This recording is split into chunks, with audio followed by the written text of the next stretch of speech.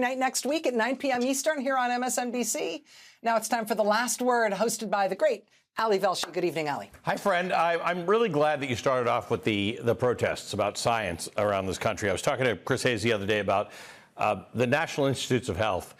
Probably the best return on investment for your taxpayer dollar there is in America. These GLP-1s, Ozempic, things like this, people associate with weight loss, but they're really to fight diabetes and heart disease, biggest killers in this country.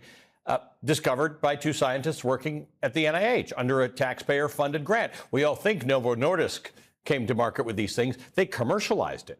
But the drugs they're inventing drugs at the NIH that are going to save our lives that we don't even know from illnesses we don't even know exist or that we have. I mean, every treatment and intervention, every treatment and vaccine and preventive intervention with a pharmacological nexus of the last 20 to 30 years, you can trace in one way or another back to NIH. And to just cut them wholesale is so, what's the word? Stupid. That it was cathartic today to see so many people out there today standing up for science. And I appreciate you focusing on those various protests just about the science part, because it's hard to know what you're fighting for in this craziness that's going on when they're cutting all these things that are not household names that you don't think about all the time. It is important for people to go out and say, this stuff really does matter. There's a reason government exists. It can be more efficient. There's no question about it. But this wholesale cutting of things is going to hurt us a lot. So thank you for doing that, Rachel. That's right. Have yourself a great weekend. Al. Appreciate it. See you next week. Well, we've entered the Trump-Musk funhouse. Nothing is as it seems. Things are deliberately distorted, deliberately absurd, deliberately untrustworthy, and that is by design. It's to keep you disoriented as the world as we know it is smashed and reshaped. Our task is to try to find the exit, to not be put off course by the wavy mirrors showing us a fake reality. So we're going to talk later about how Elon Musk is on the ballot in Wisconsin in an election coming up in 3 weeks. Voters still have the last word in America. So we'll see what they say. There's a governor's race this year in Virginia, a state seriously impacted by Musk's Doge chainsaw. Donald Trump is a 78-year-old man with a bottomless need for attention and a tortured relationship with facts. Elon Musk is the richest man on earth, wealth created in no small part thanks to your taxpayer dollars, who is a freak. He reportedly has 14 kids with 4 different women, wants to colonize Mars, admits to using drugs on the regular, and claims to be running multiple companies and the U.S. government simultaneously while posting 1,000 times a week on social media. He's not a normal person. And while Americans can tolerate that in a tech tycoon, they didn't vote for that guy to be president, which is kind of what he is now. We had that confirmed again today in some truly excellent reporting by the New York Times. Inside the explosive meeting where Trump officials clashed with Elon Musk, subtitled, "Simmering Anger at the Billionaire's Unchecked Power Spilled Out in a Remarkable Cabinet Room Meeting. The President quickly moved to rein in Mr. Musk." Trump quickly moved to rein in Mr. Musk. Doesn't sound like Trump, but we'll see. It's a very, very hard to do. It's a hard thing to do, good reporting in the Trump-Musk funhouse. Reporters want to find the truth, and the funhouse is fake. It's full of illusions and alternative facts and alternative math. But there's a lot of truth to be found in this particular New York Times report if you read it the right way. First, here's what Trump said about the Musk cabinet meeting to the press yesterday. Remember, the press for Trump now doesn't include the AP, but it does include Breitbart and Marjorie Taylor Greene's boyfriend reporter. Okay, so with that, here's what Donald Trump said yesterday. You spoke today with your cabinet members and Elon Musk. I did.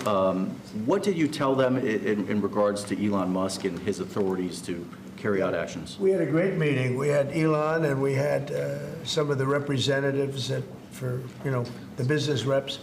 We also had most of the cabinet members, not all of them. It doesn't really pertain to all of them, but many of them. And I thought it was a really good meeting. Thought it was a really good meeting, he says.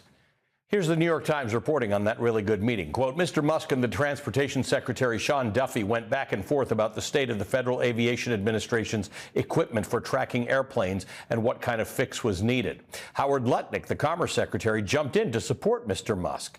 Mr. Duffy said the young staff of Mr. Musk's team was trying to lay off air traffic controllers. What am I supposed to do, Mr. Duffy said. I have multiple plane crashes to deal with right now, and your people want me to fire air traffic controllers. Mr. Musk told Mr. Duffy that this assertion was a lie. Mr. Duffy insisted it was not. He had heard it directly from them. Mr. Musk asking who had been fired. Give me their names. Tell me their names. Mr. Duffy said there were not any names because he had stopped them from being fired. At another point, Mr. Musk insisted that people hired under diversity, equity, and inclusion programs were working in control towers. Mr. Duffy pushed back. Mr. Musk did not add details. End quote. All right, let's see how Trump quickly reined in Elon Musk.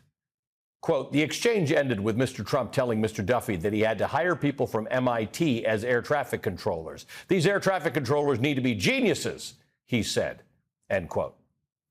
The unelected billionaire berating Trump's Senate-confirmed cabinet secretary with DEI boogeyman and accusing that secretary of straight-up lying, and Donald Trump reined in Elon Musk by agreeing with him that the FAA should fire a bunch of air traffic controllers and hire geniuses. Problem solved. Total boss move there. How did nobody think of hiring geniuses? We did perhaps get a clue about where this might have come from. The FAA is actively recruiting workers who suffer severe intellectual disabilities, psychiatric problems, and other mental and physical conditions under a diversity and inclusion hiring initiative spelled out on the agency's website. Can you imagine? Can you imagine? And don't sleep on this. Howard Lutnick, the Commerce Secretary, jumped in to support Mr. Musk. Why is the Commerce Secretary siding with Musk in a dispute about aviation policy? Well, a quick Google search will show you Musk wanted Lutnick to be the Secretary of the Treasury, not Commerce Secretary, where Musk lieutenants have obtained access to systems with your bank account, your social security number, and all kinds of sensitive and very valuable information about you. That's what Elon Musk has done under the guy he didn't want. What would Musk be doing at Treasury if his guy, Howard Lutnick, had actually become the Treasury Secretary? The actual Treasury Secretary, Scott Bessent, was not at the cabinet meeting because he was on the road defending the Trump tariffs. Here's how that really good meeting went for Trump's Secretary of State Marco Rubio. First, keep in mind that Marco Rubio has always exactly known who Donald Trump is. Donald Trump is a con artist. The party of Lincoln and Reagan and the presidency of the United States will never be held by a con artist. All right, here's the New York Times on how it's going for Marco Rubio. Quote, Marco Rubio was incensed.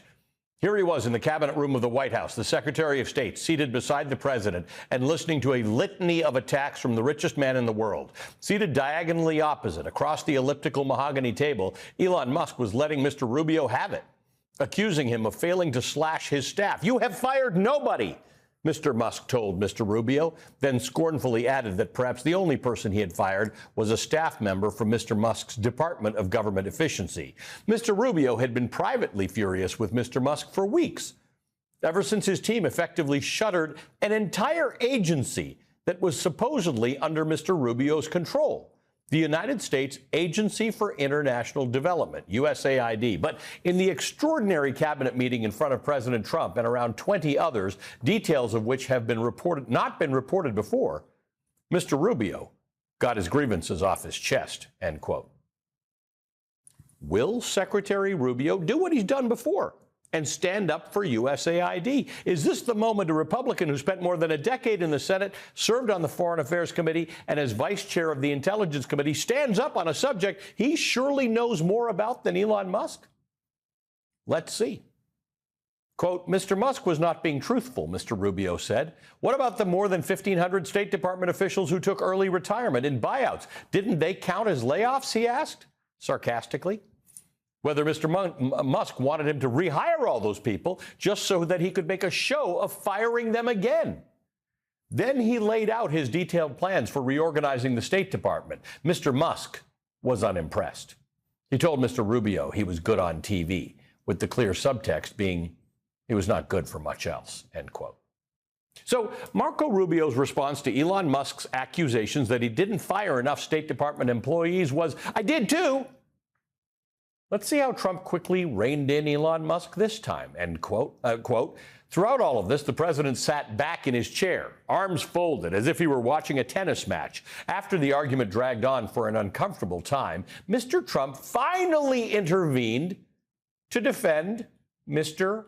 Rubio as doing a, quote, great job, end quote. Mr. Rubio has a lot to deal with, the president said. He's very busy. He's always traveling and on TV, and he has an agency to run. So everyone just needs to work together, end quote.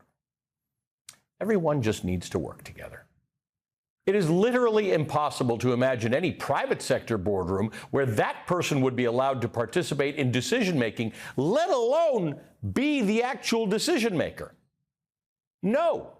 The president did not quickly move to rein in Mr. Musk. I don't think he reined in Mr. Musk at all. In fact, here's more of what Trump said about the really good meeting yesterday before the New York Times report came out. I had a meeting, and I said, I want the cabinet members go first. Keep all the people you want, everybody that you need. We're going to be watching them, and Elon and the group are going to be watching them. And if they can cut, it's better. And if they don't cut, then Elon will do the cutting. If the cabinet secretaries don't cut, then Elon will do the cutting. Doesn't sound reined in. So what happened? Yes, there is a report, a valuable report of who said what and who sat where and what was discussed during the meeting at the White House. And of course, Trump lied straight-faced to the news cameras about what actually happened. But what happened is this. No one stood up to Elon Musk and said, I don't answer to you. I don't serve at the pleasure of Elon Musk. And no one forced Donald Trump to admit, oh, yes, you do. What does Marco Rubio think his job actually is? To advise and influence Trump's foreign policy?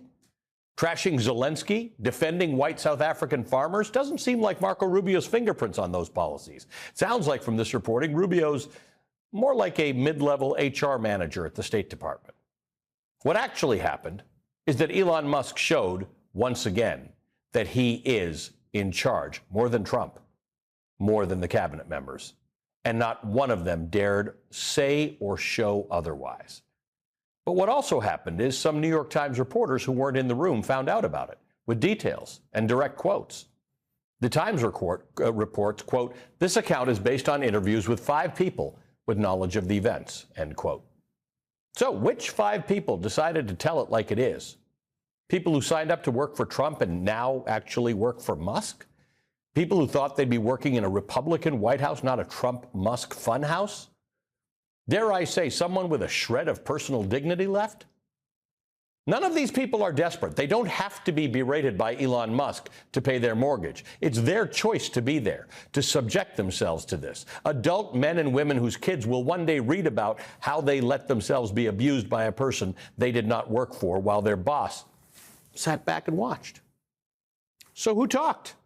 Who talked to the New York Times and why? What did the people who talked to the New York Times hope to achieve? One result is Trump being mad. Trump lied about the meeting yesterday to make it seem like he's in charge. I had a meeting.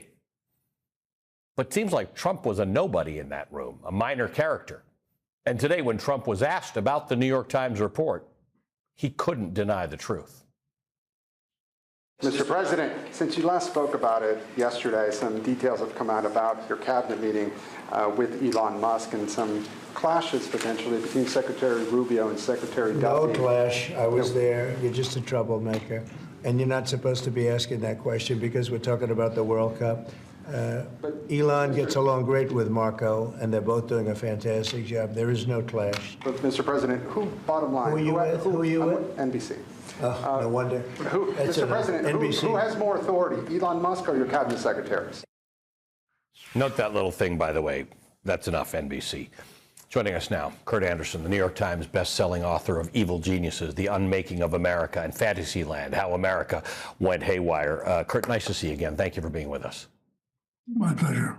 I don't know what to make of it. The idea, first of all, we know from reporting contemporaneous reporting, not 24 hours old, that what Donald Trump said happened in that meeting is not what happened, that there is tension between Elon Musk and the cabinet secretaries, that the normals in the room, you may not like or share Marco Rubio's policies or the policies of the MAGA transportation secretary, but there are some people in the room who don't think that Elon Musk should be running the country the way he is at the moment. Yeah, that's so. And you notice that the people who at least talked back to Musk and defended themselves and called him a liar and so forth, Transportation Secretary and Rubio, were none of the Tulsi Gabbard, Bobby Kennedy, Pete Hegseth, the people in the cabinet who would not be nowhere close to the West Wing or a cabinet secretaryship if not for Donald Trump. Right. As you say, Ali, in your introduction, these are people who have careers and have jobs and could get work elsewhere. So, and in the case of Marco Rubio, was a U.S. senator. So, those are the people who had enough backbone to say, "Hey, dude, you can't treat me like this." The other thing, you know, it's so. I mean, it was effectively a public spectacle, not like with Zelensky in the Oval Office last week, but next door in the cabinet room, and there are 20 people in a room.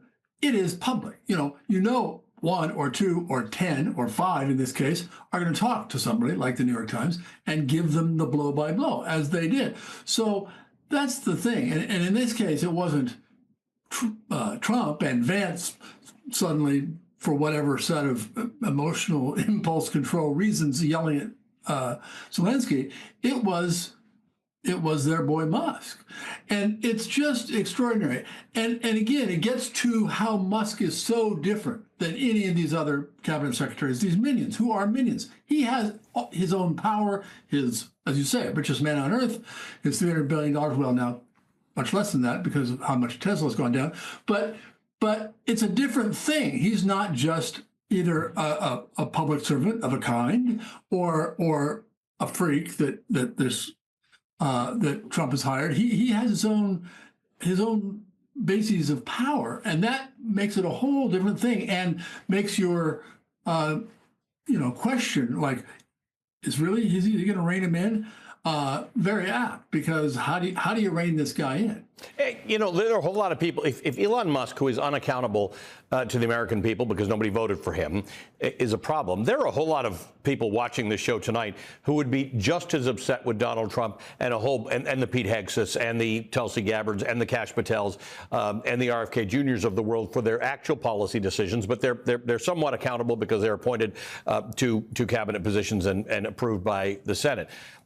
What's the distinction here that an unaccountable billionaire, we throw the word oligarch around, but there's something very weird here. Elon Musk funded Donald Trump's campaign. He's now funded a new series of ads. This is a roller coaster. This is a merry-go-round, really. Elon Musk continues to fund Donald Trump. Donald Trump continues to do Elon Musk's bidding. Yeah, and of course there's litigation challenging this very fact, and so we'll see how that goes. And for instance, one of the sets of lawsuits challenges it on the basis of a constitutional provision that says he can't be running a thing like this. And of course, the White House has said, "Oh, well, he's not running it." Well, he clearly is, as Donald Trump said the other day. He said at his, speech to Congress, Elon Musk is running Doge, and clearly yesterday was a vivid example of the way in which he is. The other thing he said, to the point of the incredible disrespect he showed these people, as well as, of course, the disrespect that Doge, by its nature, by its mission practically, is showing to federal workers, is you're a liar, you haven't fired anyone, all that stuff that he said to Rubio. But he said he then defended himself, as Maggie Haberman and John Swan reported in that article, saying, "Hey, I built several multi-billion-dollar companies from the ground up. I know how to hire and fire good people." Well, I mean, okay, maybe, but also you ostensibly don't work here, even though we're effectively reporting to you. And you, as you say, you haven't been appointed, confirmed by the Senate or by any legal constitutional means, right, given this power that you have been granted. It's a worrisome set of developments, but we'll continue to follow it. Kurt, good to see you as always. Thank you for joining us, Kurt Anderson. All right, coming up, Donald Trump is upending the last 80 years of geopolitical order on this planet, siding with a murderous invader named Vladimir Putin instead of the Ukrainian president and champion of democracy, Volodymyr Zelensky. What does this mean for the future of this nation, for Europe, for NATO, for Ukraine and beyond? Congressman Adam Smith, the top Democrat on the House Armed Services Committee, joins me next.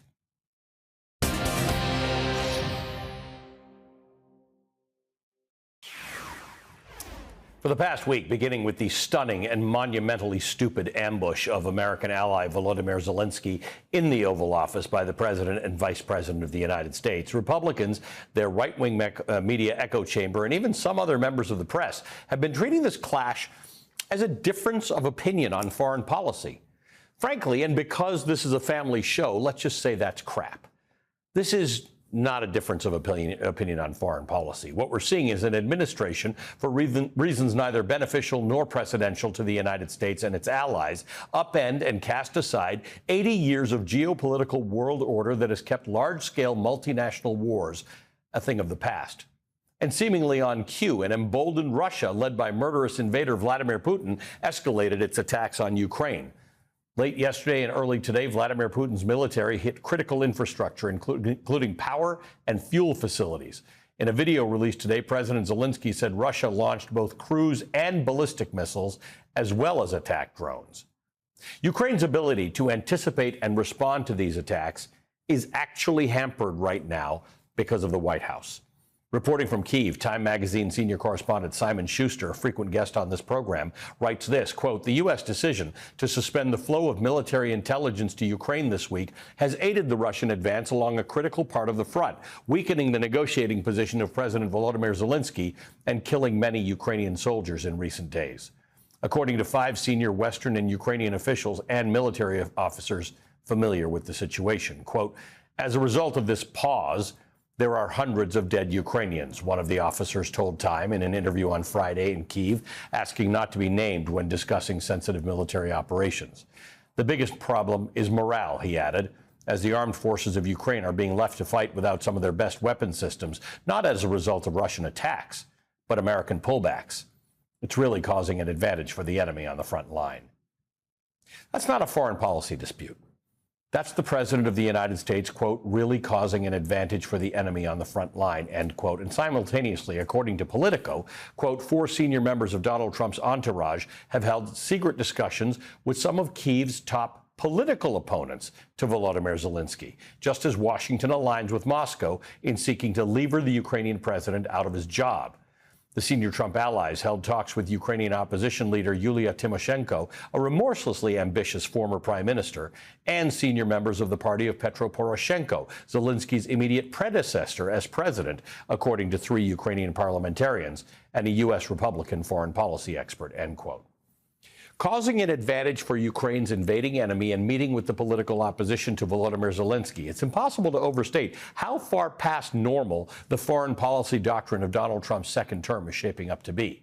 Today, Donald Trump said he is, quote, "strongly considering new sanctions and tariffs on Russia after its latest assault on Ukraine." But Donald Trump says a lot of things, often things directly contradicting other things that Donald Trump has just said. So for now, we're going to focus a lot more on what he's doing. And since last Friday's fight in the Oval Office, the things he's doing are hurting Ukraine and helping Vladimir Putin. Joining us now is Congressman Adam Smith, Democrat of Washington State. He's the ranking Democrat on the House Armed Services Committee. Congressman, good to see you in person. You're often a very regular guest for us, and we appreciate that, particularly early in the weekend mornings. Let's talk about this. This war between Russia and Ukraine has in many cases been a war of attrition. Some slow moves here and there, slow advances by Ukraine, certain setbacks, but they have depended on certain things from us. Military equipment, materiel, and intelligence. In fact, the intelligence has probably been the most important part of it. We just suddenly stopped that. We stopped giving them certain intelligence that's going to make it a lot easier for Russia to make advances in Ukraine and to weaken the Ukrainian resolve. Absolutely. Look, the effect of what Donald Trump has done is to empower Putin and Russia, weaken Ukraine, and crucially, prolong the war.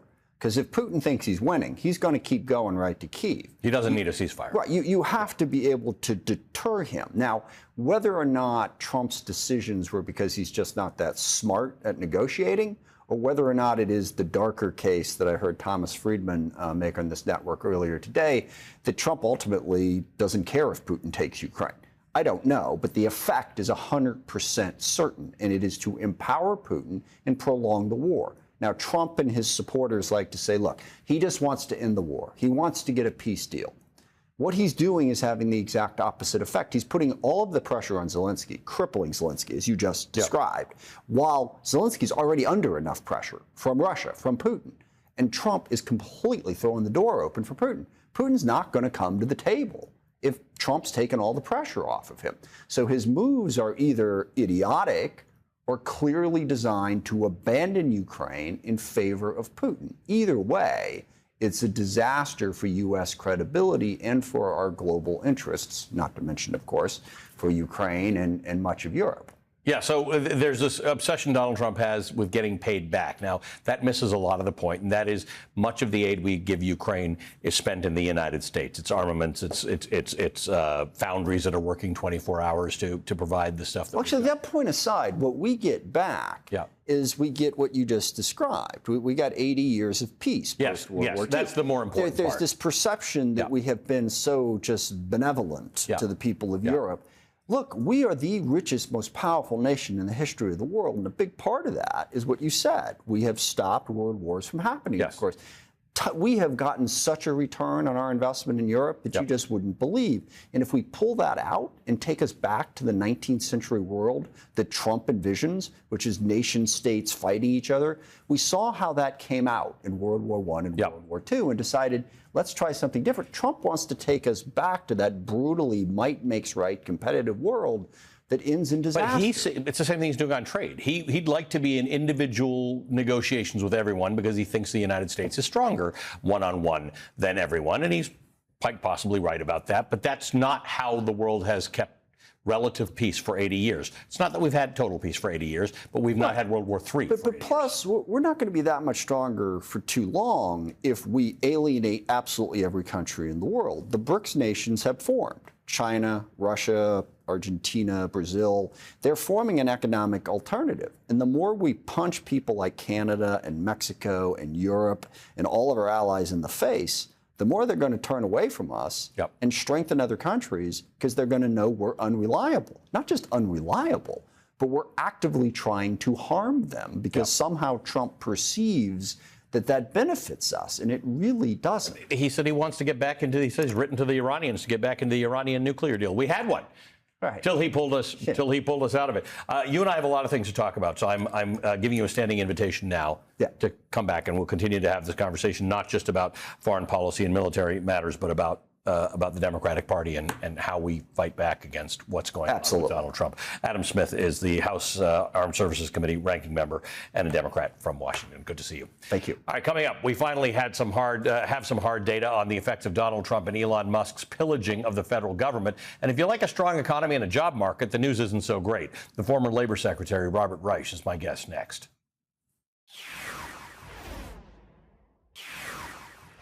Here are the top stories on the Wall Street Journal front page tonight. S&P posts worst week since the election. U.S. added 151,000 jobs last month, below expectations. Tariff fights keep the Fed in holding pattern over rates. Stock market saw its worst week this week since September. Lucky for Trump, he's not even watching the markets, end quote. During his first term, Trump constantly used the stock market as a metric for success. He constantly told voters during the campaign that there would be a stock market crash if a Democrat was elected, even though the market has never been higher and your 401k has never done better than it did during the Biden presidency. But now Donald Trump wants us to believe that he's, quote, not even watching the markets. Treasury Secretary Scott Bessent has been doing damage control on Trump tariff-induced chaos in New York this week because, you know, they're totally not watching or extremely worried about the markets. If we ever went down 20% on the NASDAQ or 15% on the S&P, with people that want Trump to fail, that's going to be splayed across every newspaper in the world. I'm just wondering whether the tolerance for something like that for the administration. Well, look, as you said, Joe, the market was up 20% last year, 20% so there is the year some before. house money. No. I'm going to put it another way. Okay. Did the Biden administration succeed? The American people weren't buying it just because the market was up. That's Donald Trump's Treasury Secretary stating a true fact. The market was up 20% under Joe Biden as the economy roared back after COVID. But then Bessent says correctly that the stock market is not the only economic issue people vote on. Correct. It's not even the main one. But the stock market is a temperature check for the economy. It is, in a sense, a bet on how people think the economy will do. And the economy is people, workers, consumers, businesses. There's never a time when wages are up and jobs are plentiful and interest rates are low and the stock market is crashing. So when the stock market nosedives, as it did a couple times this week, it's a signal that there's possibly a problem. That problem might be contained to the stock market, but in this case, it might be broader. If Donald Trump's erratic on-again, off-again trade war with Mexico and Canada continues, investors will remain uncertain and businesses won't hire. Trump was at it again today with a new tariff threat on Canadian dairy products and lumber, one day after announcing a pause on some imported goods from Canada and Mexico. This is the first jobs report of Trump 2.0. The U.S. economy added 151,000 net new jobs in February, falling short of economists' expectations of 170,000 jobs. The unemployment rate rose from 4.4% to 4.1%. Federal government employment fell by 10,000 thanks to DOGE. The impact of Donald Trump and Elon Musk's mass firings are only just starting to emerge, and Trump and Elon Musk will say, oh, these are just federal worker jobs. Federal worker jobs are jobs. Federal workers have families. They buy coffee, they buy lunch, they buy dinner when they are employed. They have cars, they have mortgages, they take vacations. The impact doesn't end with laid-off employees, and they're not just in D.C. and Maryland and Virginia, but in all the places across the country, with veterans hospitals and Social Security offices and IRS buildings and farms with USAID contracts. Yeah, there are a lot of them, a lot of USAID contracts buy agriculture from American farms. We're just starting to see the real impact.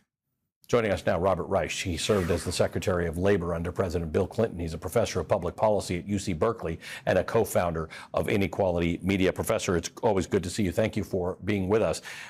This does come across a bit like chaos.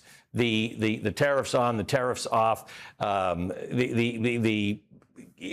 whole thing doesn't make. There's no theory of the game here unless you have one. I don't have one, Ali. I'm sorry. It is chaos, and the markets hate chaos. Investors don't like uncertainty to begin with. And by the way, that unemployment report that you got was based on surveys that are done in the middle of the month. They were done in the middle of this past month, but the real chaos broke out with regard to the tariffs over the last couple of weeks. Yep. So I don't even want to predict, but I worry about the next unemployment report. Let's talk a little bit about what we're solving for. This a lot of business reporters today and yesterday were trying to get to the bottom of this. Some of them were conservative, but they're saying, what exactly are you solving for? You and I have talked for a long time about the fact that there's fundamental inequality in the United States. There's a lot of wealth. There's a lot of stock market value. There's a lot of GDP in America. It's not equally divided. That's the thing that someone should be solving for. It's even a thing that Donald Trump argued he would solve for. But that's not what any of this is doing. No, in fact, it's just the opposite. The people who are paying really in a very large way for the inflation and the inflationary expectations that a lot of consumers have right now. In fact, one of the most important reports out last week was that consumer confidence is going down and their expectations of inflation are going up. And the people who pay most are obviously people who are working class and poor because it takes a larger chunk out of their paychecks. What we're also seeing, Ali, is a great deal of uncertainty with regard to prices. You remember, Donald Trump was elected by a lot of people who thought the economy was bad. You and I know that the data actually showed the economy to be pretty good, but prices did not come down. Right. And what they really wanted was prices to come down. Prices are not coming down. Donald Trump is doing nothing to get prices down. In fact, quite the opposite is happening. Those tariffs, if they go through, and I assume they will be going through, are going to raise prices. And if he goes through with his threat to expel and kick out of the country, 11 to 15 million American workers, even if they are not properly here, that's going to also have a huge negative effect on prices. But the Treasury Secretary, Scott Bessent, said something interesting. They're changing the narrative here. He's saying low prices. I'm paraphrasing, but he says it's not really the American dream. That shouldn't be our goal. Whether that's true or not, whether we should be paying more because we should have universal health care or we should have higher wages, that's a different story. Y'all campaigned on bringing prices down, and you're actually engaging in things that will bring prices up while supporting a federal budget that is going to take all of these cuts that Elon Musk is undertaking and put them toward tax breaks for the wealthy. Exactly. And it's not just Doge and Elon Musk's compatriots who are making these cuts. The Republican budget also talked about $880 billion of cuts in Medicaid and other social programs that people depend on, particularly working class and poor people, in order to make way for what is expected to be $4.5 trillion of tax cuts. I mean, this is reverse Robin Hood on steroids. This is not what a lot of Trump voters voted for. They probably, I would expect that they have a lot of buyer's remorse right now. Well, the $4.5 trillion in cuts, though, there's some fancy math going on with alternative math, let's call it. The argument that Republicans are using is that don't count those because they were already on the books. We're just extending them, so they shouldn't count as $4.5 trillion, which is kind of like saying I spend $250 a week on groceries, and I'm going to keep on spending $250 a week on groceries, so let's just take it out of the budget because it's already there. That's that $4.5 trillion. It means that the federal debt keeps on growing. Yes. And the deficit keeps on growing. And the amount of that money that pays actually bondholders, people who hold the debt, keeps on growing. So in that way as well, average working people and the poor are being shafted. The question is when they'll catch up to this, because the average viewer is astute. They knew they were paying more for the price of eggs. They understood that. You can't tell people they're not. They're also going to realize they're paying a lot more for the price of eggs now and a whole lot of other things. And they're going to see a whole bunch of wealthy people get a tax cut at the expense of their Medicaid, their community health centers, their VA hospitals. Bob, good to see you again. As always, former Secretary of Labor Robert Reich. Thanks, Howie. All right, coming up, while a lot of attention is deservedly going toward the havoc that Elon Musk is wreaking on our federal government with the unchecked band of Doge Bros, our next guest is keeping his eye on something else that Musk is up to, namely pouring his cash into a state election in Wisconsin. Why? Well, the Wisconsin Democratic Party chairman, Ben Wickler, joins me next to explain.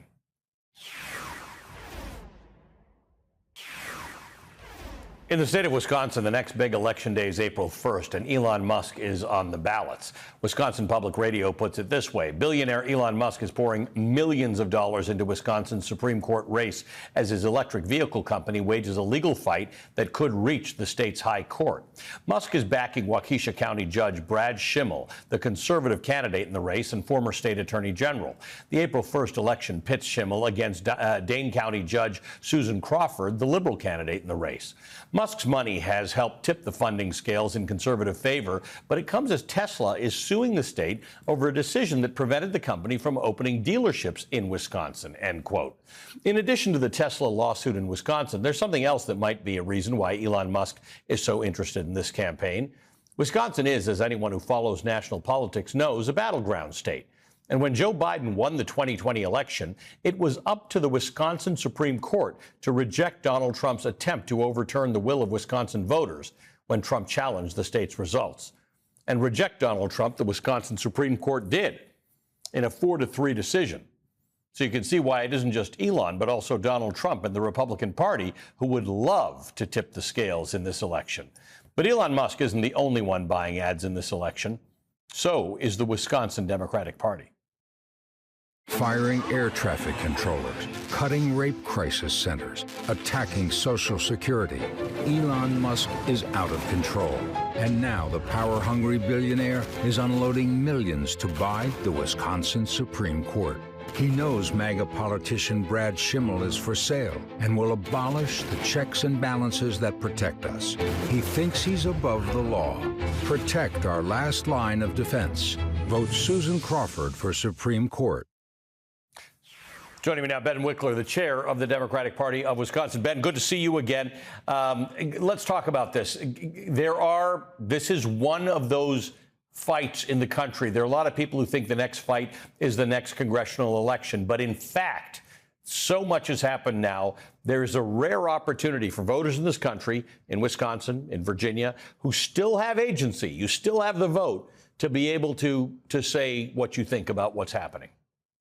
That's exactly right. The Wisconsin Supreme Court election is 25 days away. On April 1st, voters will either vote for Susan Crawford, who's the kind of dedicated lifelong public servant that Elon Musk seems intent on vanquishing from government service, or for Brad Schimmel, who is nakedly for sale, who was just saying to Turning Point USA, a far-right group, that Trump was screwed over when the Supreme Court failed to overturn the 2020 election result in order to hand that election to Donald Trump.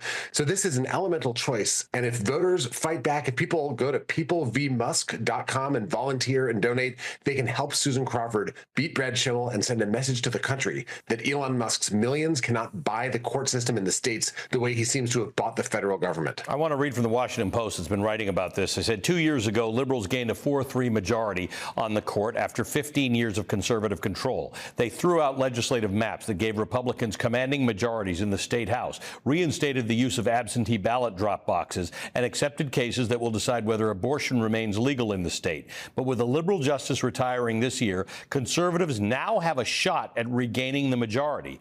If they do not, liberals are poised to control the court until at least 2028, and interest groups are expected to file redistricting litigation that could give Democrats one or two seats in Congress. Ben, let me ask you about this. Who is the target here? Is it Democrats who are the last line of defense, or is it moderates and centrists and Republicans who may not have voted for Elon Musk and wanted him to be controlling how politics works in your state and this country? Anyone who doesn't think that Elon Musk should be able to take his chainsaw to Social Security, to the Veterans Administration, to Medicaid and healthcare programs and food inspection and cancer research, anyone who doesn't think Trump and Musk should be able to circumvent Congress and the Constitution and shred the American system of government and American democracy should vote against Brad Schimmel and for Susan Crawford. That's every Democrat and a lot more people than that. And the fight is coming soon. Ben, good to see you as always. Thank you. Ben Wickler is the chair of the Wisconsin Democratic Party.